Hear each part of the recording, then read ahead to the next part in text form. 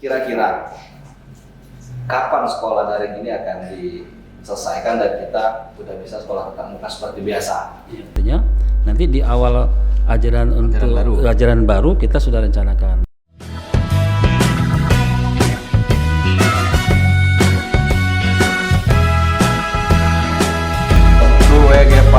Mulai. Oke, Mas Bro Dian Chandra ya, Kadisdik Lubuk Linggau. Hari ini kita akan ngobrol tentang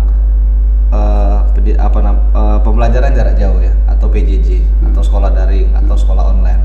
Karena sekarang kayaknya Pak, orang tua siswa itu kayaknya udah pening ya, karena ini Maret pas 1 tahun loh ya. Pas 1 tahun yeah. Kita sekolahnya daring. Jadi kalau nanti sampai kelulusan siswa tahun ini juga masih daring, berarti kita dua angkatan. Dua angkatan. Kalau orang bilangnya itu angkatan COVID. Ya, ini. Oke Pak, pertanyaan saya, kira-kira kapan sekolah daring ini akan diselesaikan dan kita udah bisa sekolah tatap muka seperti biasa? Kita sebenarnya di Lubuk Linggau itu sudah merencanakan tatap muka itu kan di awal tahun kemarin. Di tahun kemarin 2021 Januari sebenarnya kita rencanakan. Kita sudah simulasi lah di beberapa sekolah dan kita dimungkinkan untuk tatap muka. Nah, namun di selang beberapa hari setelah kita lakukan persiapan, tiba-tiba ada surat edaran gubernur untuk menunda tatap muka sampai dengan vaksinasi pada guru-guru diselesaikan terlebih dahulu. Akhirnya kita tunda. Nah, ketika saat ini kapan kita akan laksanakan memang sudah kita persiapkan lagi. Artinya di akhir tahun ajaran 2021 artinya nanti di awal ajaran baru kita sudah rencanakan. Makanya mulai kemarin sudah kita diskusikan dengan teman-teman di kantor untuk kita persiapkan kembali sehingga betul-betul di pelaksanaan diperkirakan bulan Juli nanti itu di masing-masing sekolah bisa kita laksanakan. Itu. Berarti kemarin sebenarnya kita udah siap. Sekolah di Linggau sudah siap sebenarnya. Sudah. Ya? Pencuci tangannya segala macamnya sudah siap. Bahkan kita sudah laksanakan simulasi kemarin di beberapa sekolah. Ya, tapi karena ada edaran ini ya. Iya. Ada edaran gubernur. Itu edarannya alasannya apa? Karena untuk vaksinasi para tenaga pendidik dulu. Oh, berarti vaksin dulu gurunya, baru boleh sekolah. Iya, makanya kemarin kita sudah sampaikan seluruh data-data guru untuk kita vaksin sebelum menjelang Juli 2021 ini. Oh, berarti nanti setelah kelulusan lah Pak ya? Ya, setelah kelulusan atau ajaran baru kita buat. Baru sekolah dibuka. Iya. Ya, itu dengar tuh para orang tua yang ada di rumah yang mungkin sudah pening lah, ya sudah pening dampingi anaknya sekolah daring, sekolah online. Untuk ikut sekolah dulu lah. Nah, jadi udah 1 tahun lah, tahun para orang tua di rumah mungkin sudah mengikuti anaknya di sekolah daring di rumah, dan insya Allah kata Pak Kadisdik tadi mulai tahun ajaran baru kita udah tatap muka insya Allah ya. Bahkan kita rencanakan sebelum nantinya tuh kita pastikan untuk tatap muka mungkin diawali dulu dengan beberapa persiapan mungkin dengan uji coba di beberapa sekolah kita akan lakukan dulu. Artinya uji coba jangan sampai kita simulasikan di beberapa sekolah sehingga ketika kita buka semua sekolah untuk tatap muka tuh semua sekolah sudah kita yakinkan siap gitu kan. Nah, tapi Pak ya kalau kita lihat sekarang itu kan ada beberapa sekolah yang mungkin sekolah swasta lah, yang sekarang sebenarnya udah mulai sekolah dari beberapa waktu yang lalu. Iya. Itu gimana? Apa boleh atau gimana? Prinsipnya kita kan tidak membenarkan kalau sekolah-sekolah baik negeri maupun swasta itu tatap muka. Bahkan di seluruh jenjang kalau untuk di Sumatera Selatan, di seluruh jenjang artinya walaupun SMA kewenangan provinsi, tapi di kita di Lubuk Linggau itu semua jenjang tidak kita izinkan. Nah, tapi pada kondisi tertentu sekolah-sekolah swasta kadang-kadang mungkin karena mungkin bisa juga terkait dengan finansial lembaga tersebut. Nah, kalau enggak sekolah mungkin dia enggak bayaran katanya nih kan. Nah, itu kita ketahui. Makanya kalau yang sifatnya menonjol kita tegur. Ada beberapa sekolah kita tegur. Jangan sampai artinya protokol kesehatan diabaikan. Artinya kalaupun itu sekadar pada kondisi-kondisi tertentu saja ya mungkin kita maklumi lah. Tapi mungkin nanti ketika ada yang kena COVID nih. Iya, itu kan risikonya kan bukan hanya di sekolah, yang tapi disalahkan nanti pasti pemerintah juga. Pasti pemerintah yang tidak melakukan pengawasan. Padahal memang sekolahnya sendiri yang bandel. Iya, memang ada beberapa sekolah. Akhirnya kita tegur beberapa sekolah. Karena kita juga kan kalau yang kita lihat kemarin banyak juga sekolah swasta yang udah mulai sekolah duluan, dia kena COVID juga. Kan kemarin yang paling menonjol itu kan pondok pesantren ini Arisala. Ya, itu kan ketika kita larang kan, ya tiba-tiba mereka melakukan pembelajaran di lingkungan asrama. Artinya kan akhirnya berapa anak tuh, hampir 80 orang yang akhirnya diisolasi kan kena COVID. Nah, itu. Kemudian juga Mazroila juga kena. Iya, Mazroila. Kemudian ada juga TK atau SD yang di Sukajadi juga ada. Ya, satu SD. Berarti untuk sekolah-sekolah ya mungkin bersabar dulu,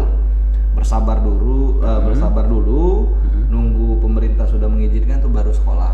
Iya, karena yang kita inginkan itu kan ini kan untuk keselamatan. Iya. Bukan ini anaknya dapat pengetahuan apa enggak, tapi yang lebih utama kan kita keselamatan. Nanti kita ada plan-plan lain untuk jangan sampai anak-anak ini enggak dapat pengetahuan lah dengan berbagai tingkatannya. Nah, itu mungkin ada beberapa model yang sudah kita juga kembangkan untuk di masing-masing sekolah itu. Nah, kita kan sekolah daring udah 1 tahun nih Pak ya, karena seingat saya tuh dari Maret keluar instruksi untuk sekolah daring sampai sekarang Maret 2021.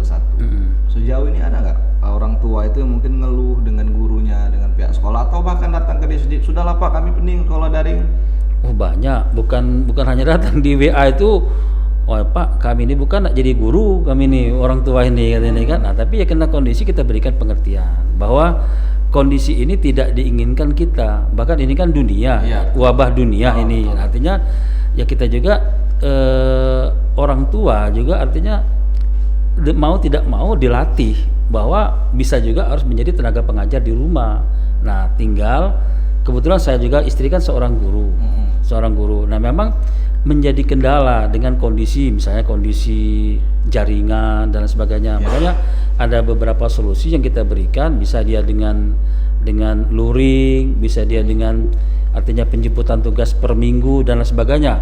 Nah, itu yang mungkin kita bisa lakukan dan kita berikan pengertian ke orang tua. Artinya orang tua juga jangan paksakan anaknya juga.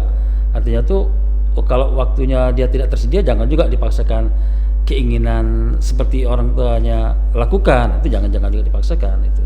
Tapi mungkin ada juga yang orang tua yang memang setuju daring karena COVID gitu ya. Artinya memang ada terbelah dua di posisi wali murid. Ada yang menginginkan mereka ingin tatap muka. Mungkin dia pikir ini daripada aku pening-peningan ngurusin anak aku di rumah lebih baik di sekolahan. Tanpa memperhatikan mungkin keselamatan anaknya. Mungkin ada yang berpikir seperti itu. Mungkin beranggapan COVID ini ada apa tidak katanya nih kan. Itu.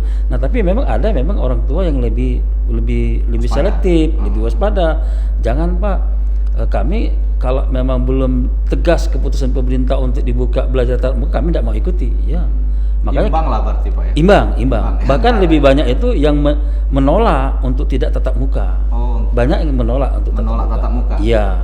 Ketika di awal-awal ya, Karena sekarang kan kita lihat saya menyuarakan suara-suara masyarakat di media sosial lah Pak ya. Mall sudah buka sekarang. Kemudian juga kegiatan-kegiatan yang lain juga yang mungkin ramai juga sudah mulai. Ya walaupun mungkin ya kalau pesta pernikahan mungkin nggak ngurusi izin misalnya, tapi tetap, tapi kan ramai juga. Nah, ini suara dari masyarakat ketika melihat ini, mall udah buka, kegiatan lain udah berjalan, sekolah kapan? Nah, ketika yang tadi dijelaskan, mall sudah buka, rumah ibadah sudah buka, bahkan tempat-tempat rekreasi tertentu sudah buka. Nah, itu memang ada perubahan. Artinya wali murid juga mendesak ini kapan pemerintah buka sekolah ini. Kan? Nah, cuman menjadi kendala di kita persoalan kalau itu terkena COVID-nya di sekolah itu jauh lebih pusat pemberitaan dibandingkan kalau dia ketemunya di pasar atau di mall. Nah, ini yang memang menjadi dilema di kita sebagai pengelola pendidikan. Makanya kita harus hati-hati betul. Jangan sampai nanti ini sebenarnya belum tahu nanti kalaupun ada yang terkena COVID itu dari sekolah kan belum tahu. Iya. Bisa jadi di luar sekolah dibawa ke sekolah. Nah ini akhirnya nyebar. Ya karena ini akhirnya menyebar. Nah tapi itu akan lebih menjadi apa ya, bulan-bulanan lah nanti menjadi bahwa pemerintah tidak memperhatikan. Nah itu yang jadi kendala bagi kita. Makanya kita harus betul-betul hati-hati. Jadi sasaran. Ya tapi makanya kita harus betul hati-hati. Bahkan di beberapa sekolah dulu kan waktu mau dibuka kan ada sekolah sudah mendahului. Akhirnya dia jadi bulan-bulanan di media sosial. Kenapa belum ada izin pemerintah kok sudah dibuka? Nah ini menjadi pertimbangan kemarin itu. Tetap juga walaupun desakan masyarakat untuk sekolah itu segera dilaksanakan, tetap kita akan tunda dulu sampai betul-betul ini menjadi keputusan pemerintah. Nah keputusan pemerintah artinya nanti keputusan ini dapat kita pertanggungjawabkan. Nah itu. Jadi tahun ajaran baru kita udah mau mulai sekolah tatap muka Pak ya. Apakah seluruh sekolah itu udah siap dengan protokol kesehatannya? Kan di sekolah itu dia harus mengisi checklist. Checklist itu secara online dan itu dipantau oleh kementerian. Nah, ketika checklist pemenuhan protokol kesehatan di masing-masing sekolah itu tidak terpenuhi, itu checklist dulu tidak penuhi, itu tidak akan kita izinkan. Nah, setelah checklist itu dilakukan oleh masing-masing sekolah, kita melakukan verifikasi. Nah, makanya untuk yang pembukaan tahun 2021 ini Juli nanti kita sudah menyiapkan tim terpadu. Jadi tidak hanya mengandalkan checklist yang diisi oleh masing-masing sekolah, kita akan menyusun tim terpadu yang akan melibatkan dinas instansi terkait, termasuk sampai ke gugus kelurahan, gugus kecamatan, gugus kelurahan, sehingga kita ingin memastikan nanti itu memang di sekolah tersebut sudah melaksanakan protokol kesehatan apa belum. Kalau belum, walaupun kita sudah kita instruksikan dapat dibuka, tapi kalau sekolah tertentu belum siap dengan kondisi seperti itu, kita akan tunda. Nah, itu berarti kita nggak mau ada sekolah yang main-main protokolnya udah siap padahal nggak apa ya? Iya, nggak mau. Karena nanti bahaya. Karena risikonya kan di siswa, di anak-anak. Iya. Nah, itu. Oke Mas Bro ya, jadi kita ada 15 SMP ya, yang negeri. Kemudian SD kita ada berapa Mas Bro? 85. Dari 15 SMP ini yang udah siap, memang udah siap sekarang, udah kita cek, udah siap lah untuk. Kalau SMP itu mungkin 90% siap. Oh SMP karena dia lebih pertama infrastrukturnya mendukung. Yeah. Nah terus kan infrastrukturnya mendukung, terus sumber daya manusianya juga cukup untuk menyiapkan bahwa terkait dengan kesiapan sekolah tatap muka, termasuk juga sarana dan prasarananya. Nah memang yang kita menjadi kendala ada di beberapa sekolah dasar sebenarnya, tapi juga ini tidak terlalu signifikan akan menjadi pencetus penularan. Karena sekolah-sekolah yang sarananya memang agak sedikit kurang, tapi ini kan letaknya kan di luar kota. Di luar kota. Artinya itu tingkat siswanya juga tidak terlalu heterogen, itu sangat homogen tingkat siswanya kan. Jadi kecenderungan untuk dapat menularkan itu agak kecil. Nah itu paling itu yang kita lebih perhatikan. Itu sekolah yang jauh dari. Ya, yang jauh dari pemukiman lah, dari keramaian lah intinya itu kan. Nah, itu. Ya Mas Bro, jadi protokol udah disiapin sama sekolah. Nah nanti pada saat sekolah tatap muka, itu pengaturannya seperti apa? Tetap kita tidak boleh lebih dari 50% kapasitas kelas. 50%. Itu tetap tidak boleh lebih dari 50%. Misalnya kapasitas kelasnya 32, SD, SMP artinya cuma 16 orang yang bisa sekolah. Nah, tinggal kita mengatur shiftnya itu apa shift harian atau shift jaman. Tapi kita akan sarankan shiftnya shift jaman. Kenapa shift jaman? Biar dia juga tidak terlalu jenuh. Nah, tapi kan kita berusaha juga harus ada jeda, karena kalau dia shift jaman langsung oper ke shift berikutnya kan berkerumunnya tetap ada. Nah artinya tetap ada durasi yang menjedahkan. Kalaupun sehari 40 orang itu datang semua ke sekolah, shift pagi, shift siang, artinya seperti itu. Dan waktu sekolahnya juga kita tidak seperti normal, dikurangi jam pertemuannya, karena kan kita berusaha nanti ketika sudah pembelajaran memang kita akan tugaskan pihak sekolah untuk melakukan pembersihan terlebih dahulu ketika kelas berikutnya kita akan lakukan seperti itu. Tapi gini, kan dibatasi satu ruangan tuh 15 atau sampai 16, tidak boleh lebih dari 50%. Apakah nanti seluruh siswa itu Kalau dalam 1 minggu itu dia sekolah dari Senin sampai Sabtu, apakah dia tetap sekolah Senin sampai Sabtu? Nah itu yang kita atur. Makanya kita mau pakai hari yang shiftnya atau kita mau pakai jam. Berarti sekarang masih Ya, diatur lah. itu nanti kita sesuaikan dengan kondisi sekolahnya masing-masing. Artinya kita enggak kan kondisi sekolah kan kadang-kadang kan berbeda. Misalnya kalau sekolah yang di daerah pelosok mungkin tidak efektif kalau dia tiap hari misalnya kan. Nah, mungkin hanya 3 hari dalam 1 minggu. Mungkin itu tahap-tahap awal dulu. Itu mungkin. Kalau total guru atau tenaga pendidik di sekolah ada berapa sekarang, Pak? Ayo nih Mas Bro. Kalau di SMP kita cukup banyak ini. Kalau Tapi di nanti SMP, semuanya divaksin itu seluruhnya? iya, kita Tanpa terkecuali? kita sudah ini kan. Sudah kita sampaikan surat ke Dinas Kesehatan. Kita guru SMP itu 717 orang. 717 Iya. orang. Terus guru SD kita 1303. Berarti hampir 2000. Ya, 2000 lebih 2000. Itu sudah kita sampaikan data-datanya ke Dinas Kesehatan. Kita berharap sebelum pertemuan nanti, sebelum tatap muka di Juni 2021 ini guru-guru sudah divaksin. Seluruhnya Pak ya? Ya, kita berharap itu. Seluruhnya divaksin. Iya, itu. Memang untuk mengantisipasi.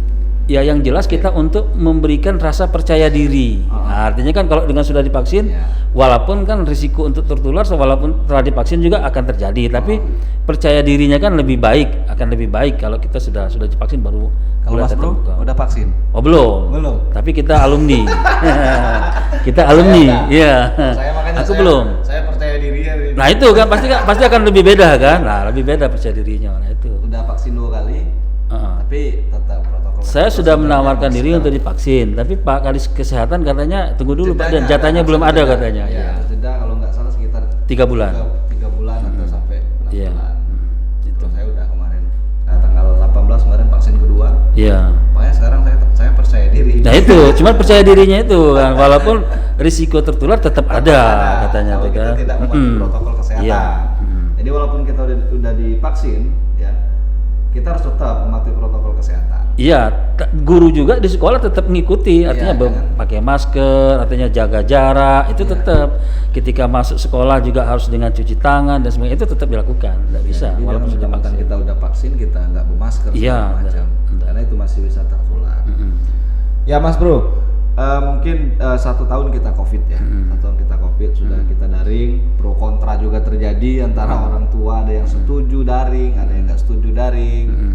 Mungkin adalah hal-hal yang walaupun sebenarnya COVID ini banyaklah negatifnya dampaknya, tapi khusus untuk pendidikan sendiri, ada nggak sisi positifnya yang bisa dipetik dari pandemi COVID-19 ini?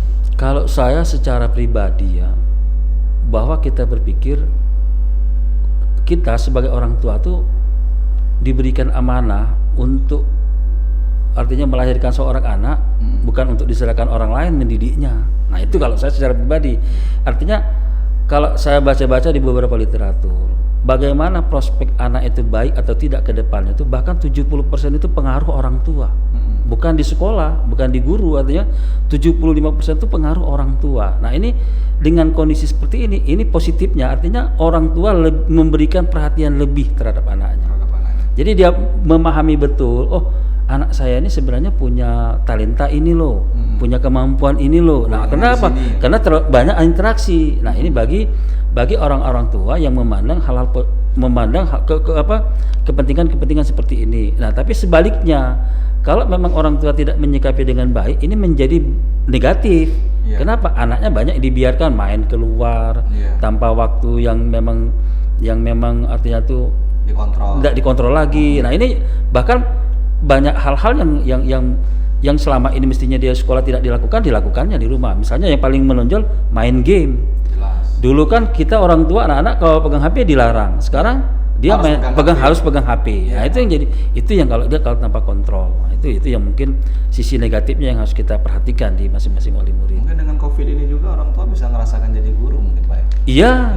Setidaknya orang tua dia tahu, dia bertanya dengan tetangga, bertanya dengan kakak adiknya. Nah, itu yang kita perhatikan, itu kan. Kadang-kadang ada hal-hal yang mendasar orang tua akhirnya belajar lagi. Misalnya penyebutan Pancasila pun ada yang orang tua tidak tahu, akhirnya dia belajar. Nah, itu artinya lebih. Karena saya baca berita dari Mendikbud, Pak Nadiem Makarim. salah satu yang positif dari COVID-19 yang bisa kita ambil adalah untuk menyadarkan para orang tua bahwa menjadi guru itu bukan hal yang mudah. Kira-kira memang seperti maksud saya emang bisa dikategorikan seperti itu, Mas Bro? Itu sangat sependapat. Ya. Saya kebetulan latar belakang bukan orang pendidikan, bukan orang pendidikan. Saya orang pemerintahan. Ketika saya melihat dunia pendidikan, ketika saya terjun diberi tanggung jawab untuk mengurus dunia pendidikan, rupanya ngurus pendidikan itu tidak mudah. Jauh lebih mudah misalnya saya sebagai kepala dinas perkebunan. Yang paling saya urus mungkin kebun karet, kebun sawit dan sebagainya. Dan tapi ketika kita menjadi kepala dinas pendidikan, yang kita urus itu masa depan anak bangsa. Nah, masa depan anak bangsa ini kalau tidak dikelola dengan baik, bisa menjadi masalah. Menjadi masalah karena akan kita dapatkan nanti, mungkin akan kita rasakan kalau tidak dikelola dengan baik itu 5-10 tahun bahkan 50 tahun 40 tahun ke depan kita akan ketinggalan dengan negara-negara lain. Nah, ini makanya kalau menurut saya, menurut Pak Nadiem ini memang betul-betul harusnya kita orang tua atau semuanya lah itu harus memang betul-betul mawas diri. Mungkin ini ujian lah dari Maha Pencipta, dari Sang Khalik kan untuk kita semua kan itu. Karena memang sebenarnya anak itu memang lebih banyak waktunya di rumah daripada di sekolah ya, Mas Bro ya. Oh jelas. Waktu di sekolah kan hanya beberapa jam. Dari jam 7 mungkin sampai jam 1. Tapi sisanya kan di rumah. Di rumah. Makanya saya jelaskan tadi itu keberhasilan seorang anak itu 75% itu ditentukan orang tua, bukan sekolah, bukan guru. Iya. Artinya tinggal kolaborasi pendidikannya antara pihak sekolah dengan orang tua. Iya. Itu Pak. Ini Mas Bro ya. Ya memang itu yang kita harapkan. Makanya kan ada beberapa sering kali muncul misalnya di pemerintahan, orang tua ketika berpikir pemerintah sudah menyediakan fasilitas sekolah gratis dan semuanya serba gratis, sepertinya kewajiban orang tua terhadap anaknya sendiri tidak ada lagi. Nah, itu keliru betul itu. Harusnya dia melihat kekurangan yang dimiliki oleh pihak-pihak sekolah, mereka yang harus menutupi. Itu yang lebih baik untuk anaknya sendiri. Nah, itu. Nah, karena di lembaga pendidikan ada beberapa pemerhati pendidikan, lembaga pendidikan itu akan berjalan dengan sempurna, dengan baik, itu juga harus ada andil minimal 25% dari pihak orang tua, pihak wali murid. Nggak bisa semuanya kita serahkan dengan pihak sekolah, nggak bisa. Nah, itu kalau kita ingin berharap dunia pendidikan kita itu lebih baik atau sesuai dengan yang kita inginkan itu. Ya karena sekarang kalaupun ada misalkan di sekolah ada pungutan, ya paling ribut orang Pak. Iya, itu. Itu kan sudah dibayar pemerintah gratis. Nah, akhirnya berpikir seperti itu. Nah, itu kan menunjukkan ya kalau hal-hal yang memang menjadi kewajiban pemerintah, artinya memang kita tegas, tidak boleh kita larang gitu kan. Tapi bagaimana kalau dia ingin meningkatkan kemampuan anaknya sendiri? Tidak salah, ya silakan. Artinya itu. Kita juga tidak harus membatasi. Saya punya anak sendiri pun kadang-kadang sudah les di A, les lagi di B, les lagi di C, bagaimana dia bisa dan mampu berkompetisi di jenjang pendidikannya. Karena itu kebutuhan anak kita. Iya. Nah, inilah memang harus kita gugah. Artinya masyarakat kepedulian. Iya, kita harus jelaskan bahwa mereka juga punya kepedulian terhadap dunia pendidikan. Itu. Karena ya mungkin yang kita harapkan pasca COVID ini Mas Bro ya. Nggak ada lagi guru yang dilaporin sama orang tua siswa ke polisi maksudnya. Karena kan banyak kejadian dulu di daerah lain lah, mungkin Lubuk Linggau ya. Mudah-mudahan nggak ada lah. Anaknya dicubit kemudian gurunya dilapori. Mungkin pasca COVID ini mungkin sadar, susah ternyata jadi guru.